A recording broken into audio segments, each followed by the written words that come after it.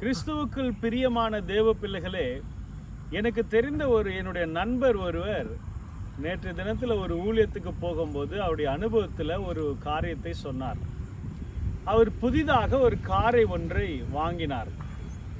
அதை வாங்கின உடனே அவர் கூட தெரிந்தவர்கள், இவரே கார் வாங்கிவிட்டாரே, நாம் ஏன் வாங்கக்கூடாது என்று சொல்லி அவர்களும் வாங்கினார்களாம். ஆனால் அதற்கு பிறகு அவர் ஒரு காரியத்தை சொன்னார்.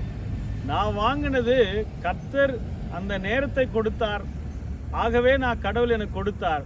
ஆனால் இவர்கள் அதை தெரியாமல் இன்னைக்கு அதை இஎம்ஐ கட்ட முடியாமல் கஷ்டப்பட்டு கொண்டிருக்கிறார்கள் என்று சொல்லி முடித்தார். அன்பிற்குரியவர்களே, 1 பேதுரு 5ஆம் அதிகாரம் 6ஆம் வசனம் இப்படியாய் சொல்லுகிறது, ஆகையால் ஏற்ற காலத்திலே தேவன் உங்களை உயர்த்தும்படிக்கு அவருடைய பலத்த கைக்குள் அடங்கியிருங்கள் என்று வேதம் சொல்லுகிறது.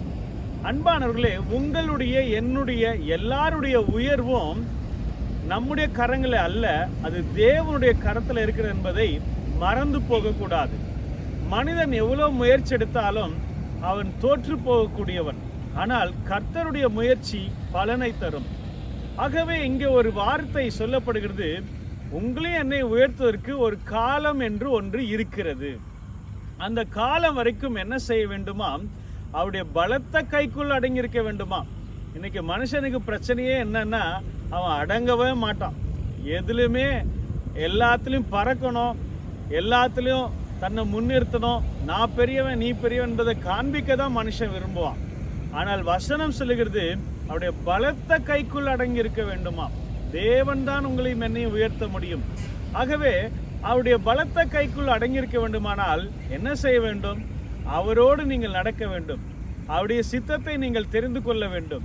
அவர் சொல்லுகிறபடி நீங்கள் செய்ய வேண்டும். அவருடைய வார்த்தைகளை கை கொள்ள வேண்டும். ஆகவே தேவனுடைய சத்தத்தை கேட்டு அவருடைய சித்தத்தை செய்யும் போதுதான் ஆண்டவர் குறைவில்லாத, பிரச்சனை இல்லாத, வேதனை இல்லாத ஆண்டவர் உயர்வை கொடுப்பார் என்பதில் சந்தேகமில்லை. நீங்களும் நானும் முயற்சி எடுத்துக்கும் போது சில நன்மைகள் வருவது போல் இருக்கும், ஆனால் அது நிரந்தரமாக இருக்காது. ஆனால் கர்த்தர் கொடுக்கிற உயர்வு அது நிலைத்திருக்கும்.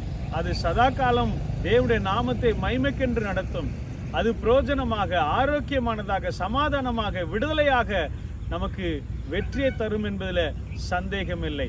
ஆகவே அவருடைய பலத்த கரங்களுக்குள் அடங்கியிருந்து ஆண்டவரிடத்தில் நீங்கள் உங்களுடைய உயர்வை கேளுங்கள், ஆசீர்வாதத்தை கேட்டு பெற்றுக்கொள்ளுங்கள். கர்த்தர் உங்களை ஆசீர்வதிப்பாராக. நல்ல தகப்பனே, இந்த வார்த்தையின்படி நாங்கள் ஒவ்வொருவரும் உடைய பலத்த கைக்குள் அடங்கியிருந்து நீர்தான் எங்களை உயர்த்த வேண்டும் என்பதை நாங்கள் விரும்புகிறோம்.